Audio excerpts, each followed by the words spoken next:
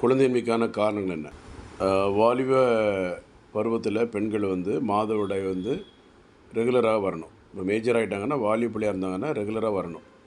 இதில் ஏதாவது பாதிப்பு இருக்குதுன்னு நம்ம பெற்றோர்களோ சம்மந்தப்பட்ட பிள்ளைகள் தயவு செய்து தாயிட்டோ இல்லை கூட பிறந்த சகோதரிகள் இருந்தால் அவங்கள்ட்ட சொல்லலாம்.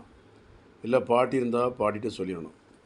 பாட்டி இப்படி அம்மா இப்படி மாதவிடாய் சரியாக வரல, மாதம் 3 மாதம் வரைக்கும் வருது, 4 மாதம் வரைக்கும் வருதுன்னு என்ன செய்யணும், நம்ம சொல்லிடணும்.